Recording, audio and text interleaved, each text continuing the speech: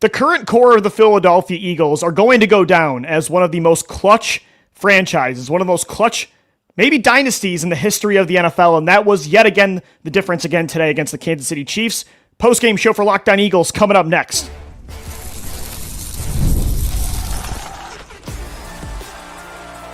You are Locked On Eagles, your daily Philadelphia Eagles podcast, part of the Locked On Podcast Network, your team every day.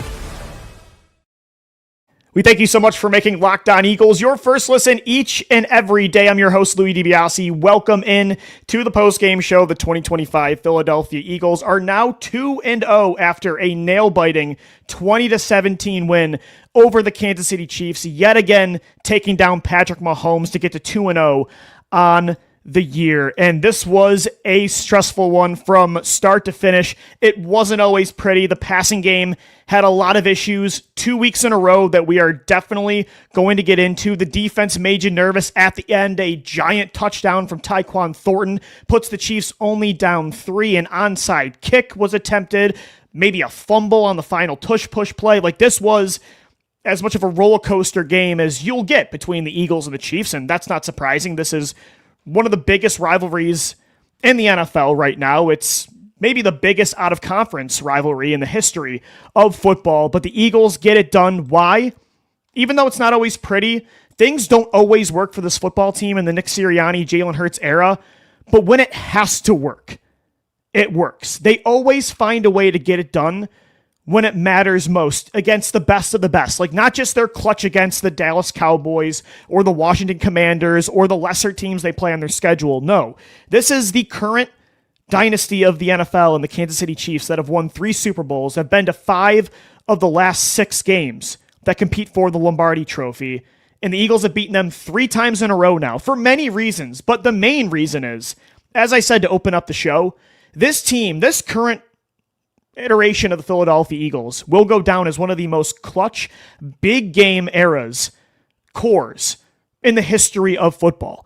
And it was so perfectly on display in back-to-back drives when you're only up 13-10, and it feels like you have no answers against pressure. Steve Spagnuolo's defense is just going after Jalen Hurts, completely humbling new play caller, Eagles offensive coordinator Kevin Patullo. The Chiefs are driving down inside the 15-yard line, ready to take the lead, potentially 17-13. Andrew Mukuba makes the play of the game, getting an interception in the back of the end zone, nearly taking it to the house. And then the next drive, the Eagles go up 2 scores, which would be all the difference, because they finally did have an answer. That's, again, what makes this core so special, is, yeah, they're going to be, I'm coming to an acceptance point with this passing game, that they're going to be inconsistent throughout the majority of Jalen Hurts' time with the Eagles, as long as Nick Sirianni is not a play caller, a good play caller, and they're losing coordinators. Like, it's going to be part of the reality of this current era of Eagles football. But again, when you have to have it, even in the passing game, like the NFC Championship last year in the Super Bowl, this year against Kansas City, when they are forcing your hand to figure it out, they did figure it out. Jalen Hurts sees an all-out blitz coming, and he puts the ball, knowing he's going to take a big hit, puts the ball on the money, a rainbow of a pass to DeVonta Smith, who posts up, one of the best cornerbacks in football, Trent McDuffie, just goes up and gets it one-on-one in the right corner, right in front of the end zone, pins them at the 1. The Eagles get a tush-push touchdown by Jalen Hurts to take a 20-10 lead. That sequence, those 2 drives, show you how battle-tested this era is. It shows you how clutch this core is. They never get rattled. They are in such a brutal environment, and so many of these new players on defense, like Andrew Mukuba, have never been in this kind of situation in the NFL as a rookie in Arrowhead against Patrick Mahomes, this era's Tom Brady, and you pick him off in the back of the end zone. This team has just gone through so much that it shouldn't surprise you how clutch they are. And it shouldn't surprise you how clutch even the young players are, because look where they come from. Jahad Campbell played for Alabama. Andrew Mukuba played a lot of big games at the University of Texas. Jordan Davis, who was outstanding again today. Jalen Carter, Nolan Smith. Those guys played for the University of Georgia, competing for national championships. This team has been to the Super Bowl in 2 of the last 3 years. They have gotten into so many close battles with that Kansas City Chiefs football team. it shouldn't surprise you that they were able to figure it out. That's what I'm so impressed about this football team with is, again, yes, there is definitely a lot that they need to work on the offensive side of the football. I am very concerned right now about Kevin Patullo through 2 weeks as the play caller from a pass game perspective. I thought the run game again today was really good, but the pass game has some problems. But again, when you have the talent you do on both sides of the football, when you have this experience, this championship caliber clutch gene, you're always going to win games. Like, I'm never going to lose hope in this football team. They figure it out. Jalen Hurts could not figure out the blitz all game. Kevin Patullo was not giving him many answers. DeVonta Smith even, like, he made it right.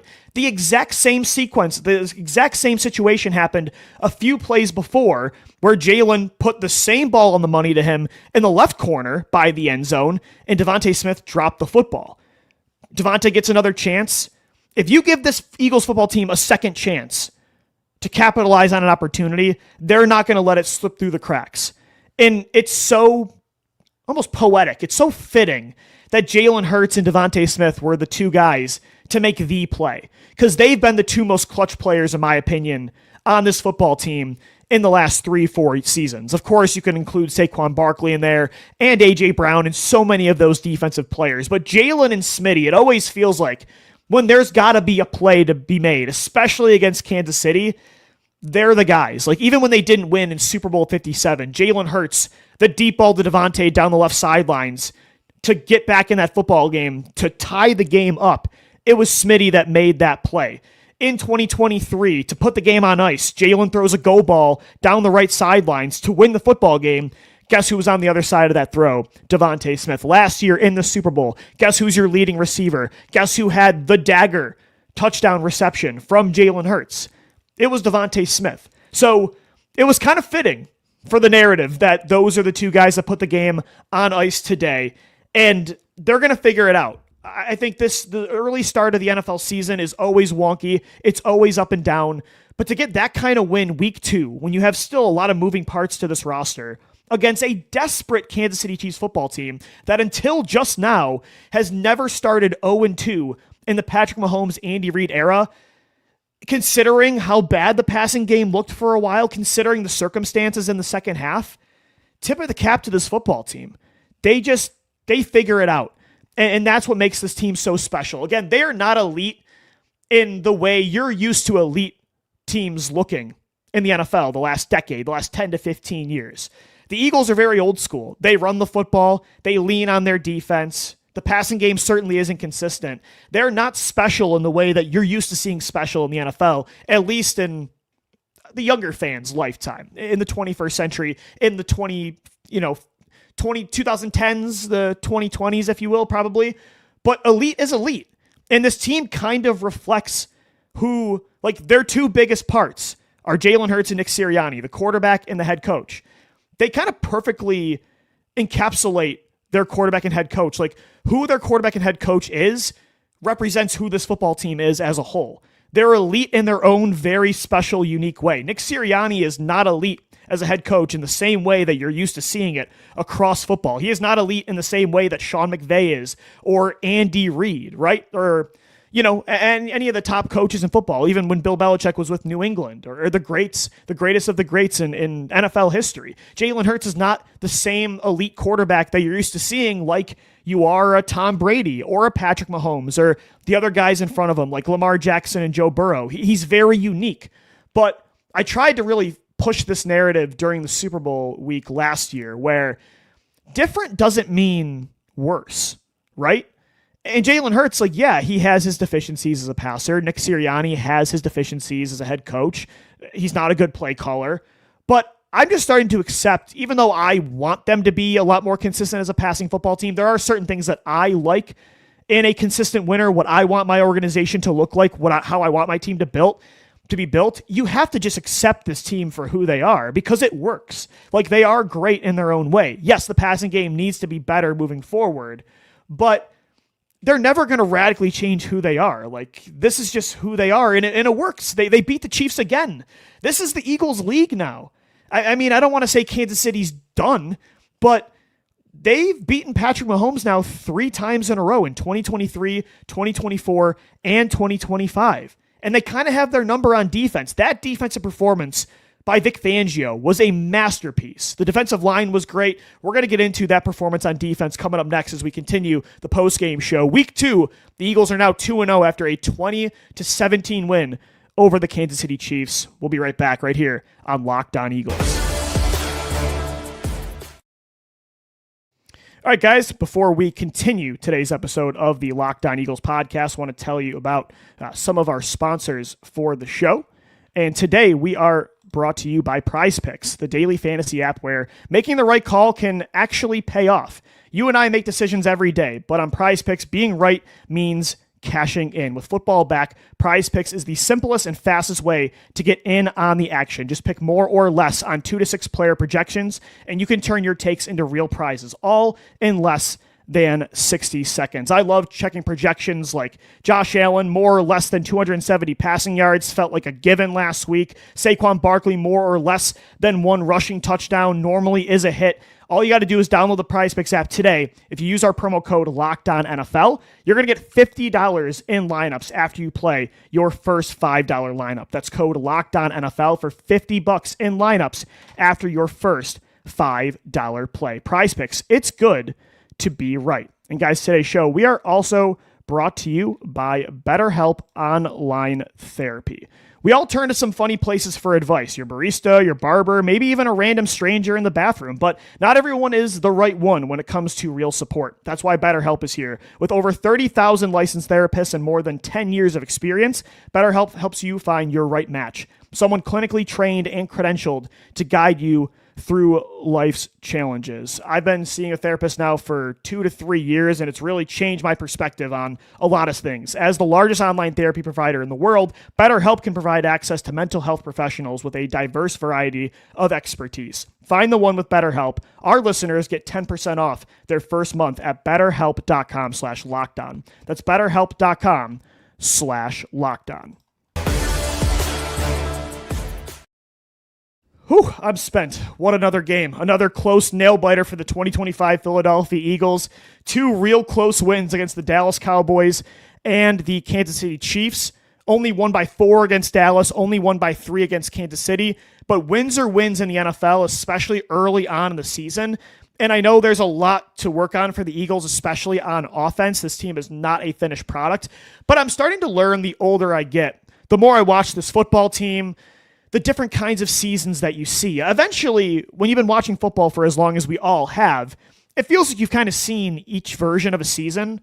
You've seen every single way that it works, right? And you could be like, oh yeah, I've seen this. I saw this in 2018. I saw this in 2019 or 2023, so on and so forth. Like, oh yeah, this is a 2017, 2022, 2024 type of year.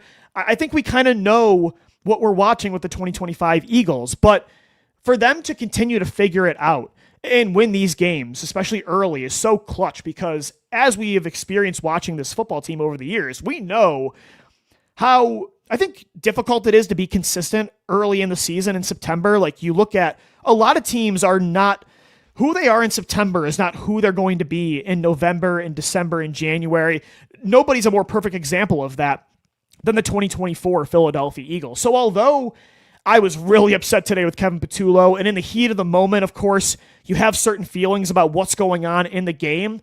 I did try to put things in perspective today, even when it felt like at times the Chiefs were going to take control of that game, that, hey, like last year's September Eagles, they didn't look nearly like the team that they were going to be in November, December, January, February, when they won a championship. So especially this time of year when you're playing really good football teams and everybody's rusty, just win the football game.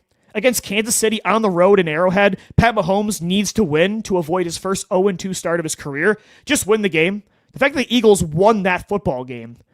Good teams find a way to win and bad teams find a way to lose. And again, that doesn't mean that we just overlook the problems, because then you have a 2023 type of situation on your hand where 10-1 didn't tell the whole story. There were real cracks in that foundation. But I don't think this time, I wasn't trying to say earlier that I think 2025 is like 2023. I don't think there are cracks in the foundation of this football team. I think they've learned from those past seasons like 2018 and 2023. There are things to work on, but this team has figured it out along the way, and that is why they are able to win games like they did today against the Kansas City Chiefs. And when we're talking about like on-field things that we can measure as to why they won, Vic Fangio's masterpiece of a defensive game plan against Patrick Mahomes, it was chef's kiss. I mean, that defense, his game plan was perfect. Knowing that Rashee Rice is not in this football game, Xavier Worthy is not playing in this game, Hollywood Brown got beat up, got injured in the second quarter,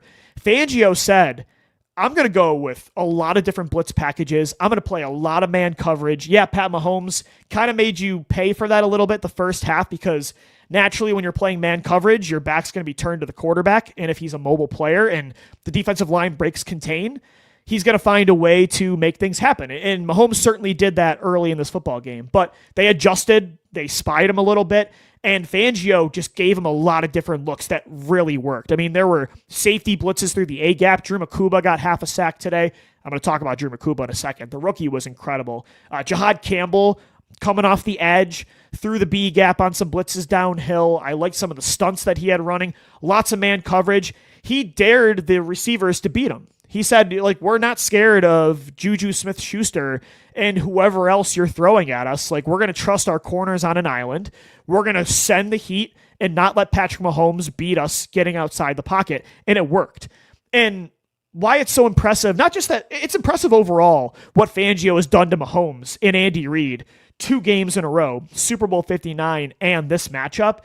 But it's even more impressive. It shows that Fangio is the greatest defensive mind in football right now, or arguably top 3, because he did it in 2 completely different, 2 different ways. What I'm describing to you about how he got the job done today against Mahomes is not what he did in Super Bowl 59. In Super Bowl 59, they barely sent, I don't know if they sent 1 blitz. Like, they won. They got all those sacks on Mahomes by sending 4.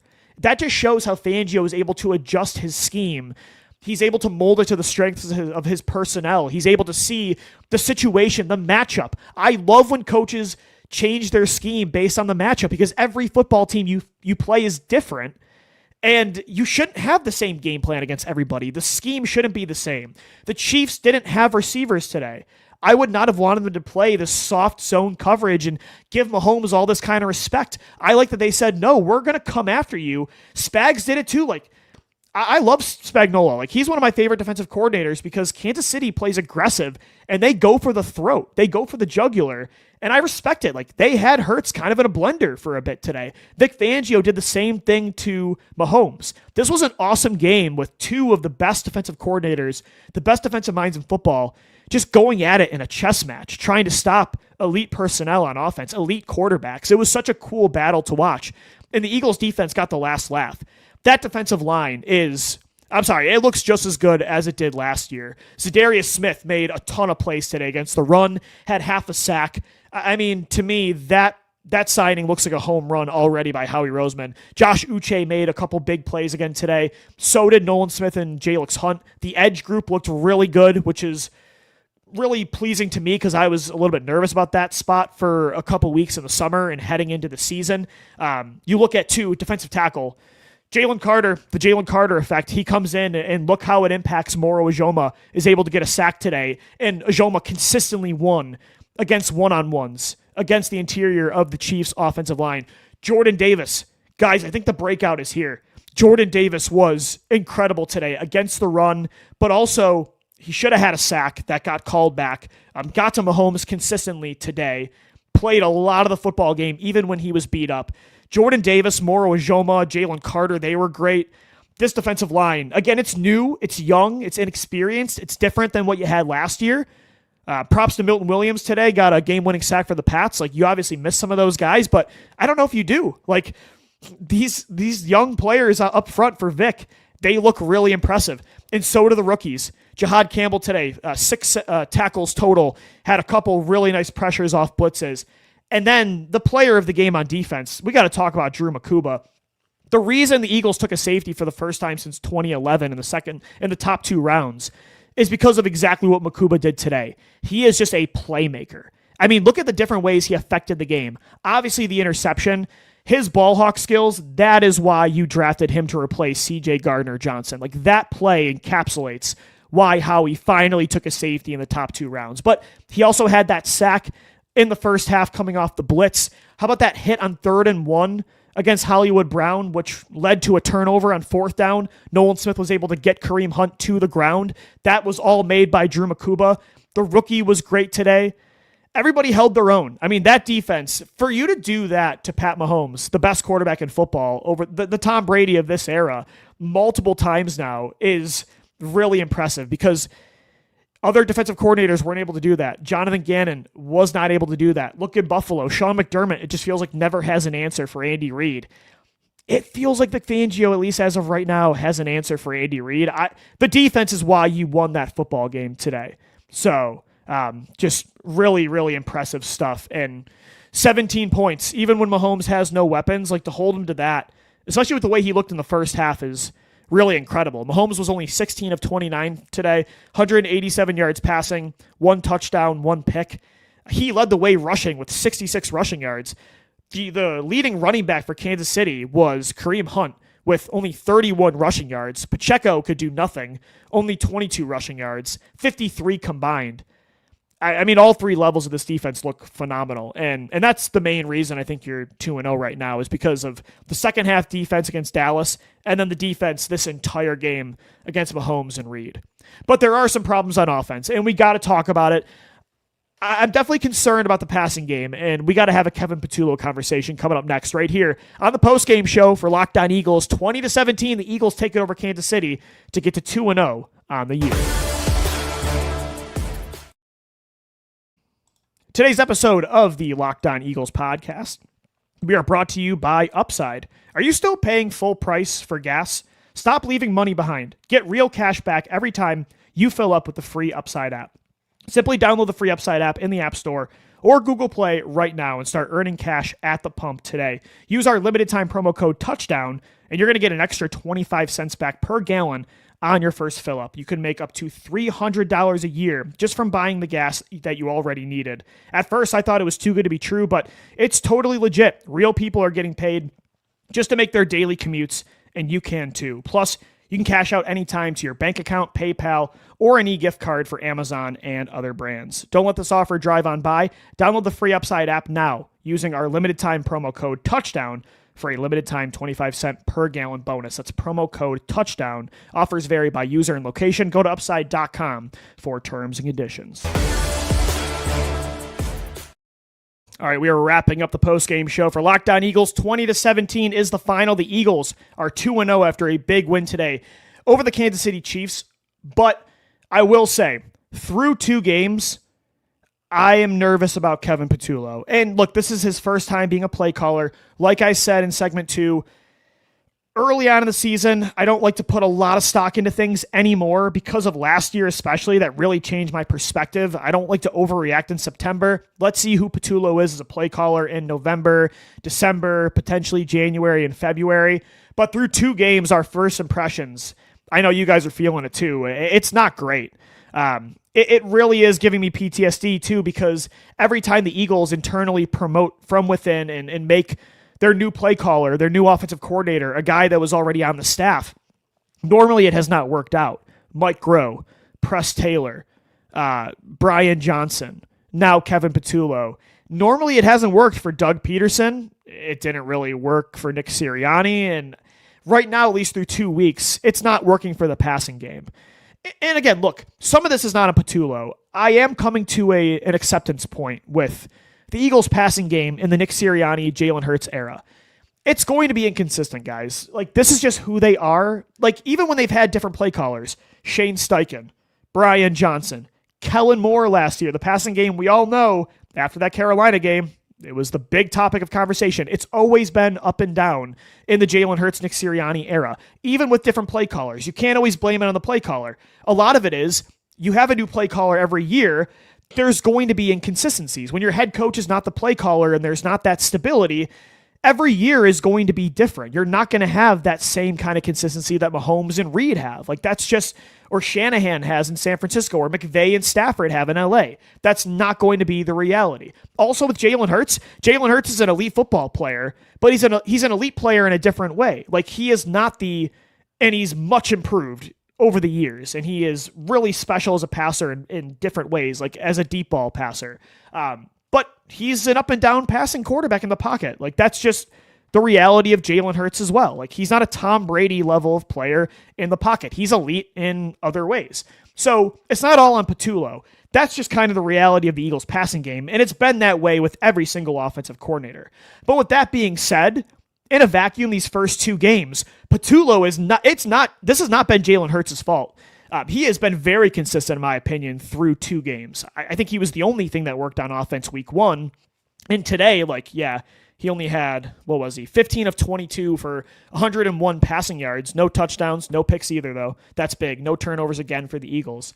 But Patullo is just giving him no answers. There is nobody open. How many times did we see today Jalen's hanging in the pocket?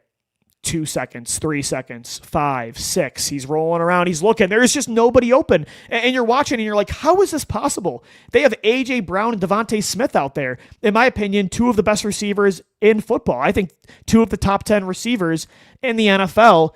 And there's nobody open. And then you look at some of the overhead shots from Fox, the highlights, the replays, and these passing concepts just don't make any sense. They're very repetitive. They're not creative.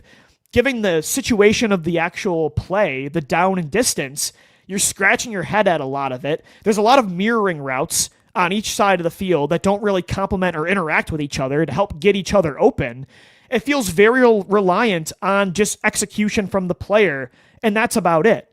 And that's not a good sign. Like it's a very vanilla passing scheme, and it normally has been with Jalen Hurts on offense, but with Patullo especially, there were a lot of times I'm just scratching my head. I felt like A.J. Brown ran one route all game. All they did is have him run like that quick 3-step slant.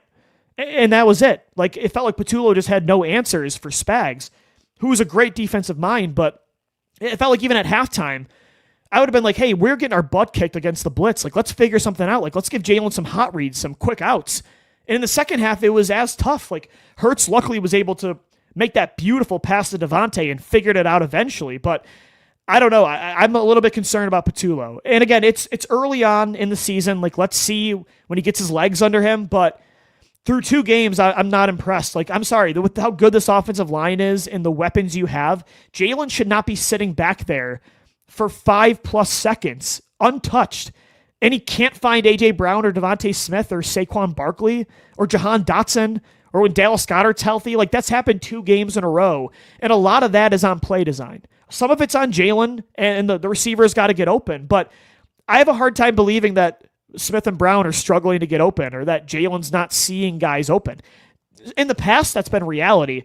I don't think that's been the reality watching the film against Dallas and watching this game from a first quick glance. I'll dive deeper into the film this week, but Jalen's been a really good football player. I don't think he's been the problem at all.